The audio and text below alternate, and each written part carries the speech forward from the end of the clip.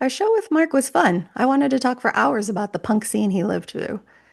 But there were also some great themes in terms of what therapy can and should look like.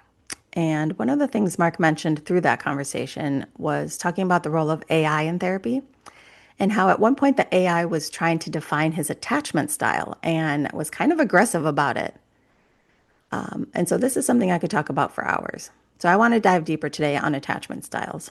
But a 3 minute deep dive isn't the place to thoroughly go through each style and what it means in terms of the impact on you and your current relationships.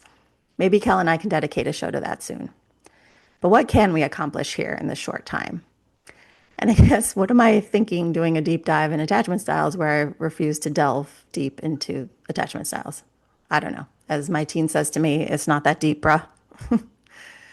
But today's goal is just to convince you why knowing your attachment style is important.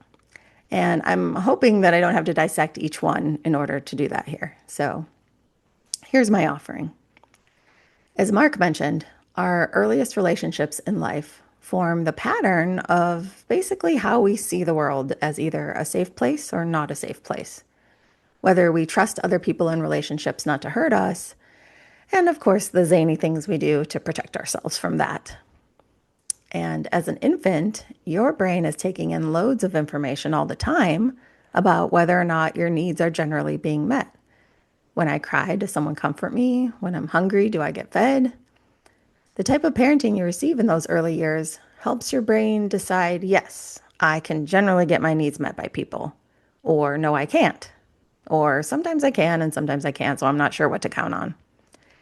And the attachment styles you hear about out in the world, secure, anxious, dismissive, avoidant, disorganized, they're basically the default setting of how your brain views relationships. So when I reference the root cause in the title of this dive, I'm talking about potentially the main reason your current relationships suffer.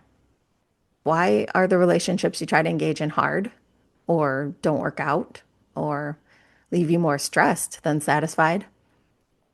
This is why it's important to know how you emotionally attach to other people. If you aren't having successful relationships, it may be partly because you don't understand your attachment challenges and how they negatively impact your partnership. And for sure, how your stuff might be butting up against their stuff. Now, I'm not a zodiac person, but I've heard people say that certain signs aren't compatible with each other. And I suppose there's a semi-truth in that for attachment styles if, and this is a big if, you and your partner aren't aware of and addressing the ways that your styles are impacting your perspective and expectations in your relationship.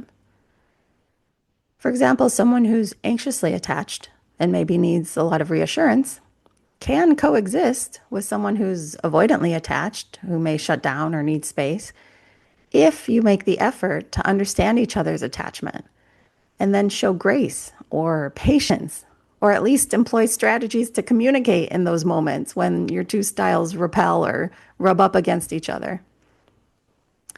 So I guess stay tuned for a show where we'll go through each style in depth and the pitfalls and insecurities that ensue.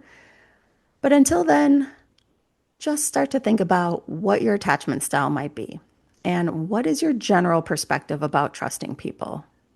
Like trusting that they'll meet your needs, trusting that they won't abandon you, trusting that they'll respect your space or autonomy.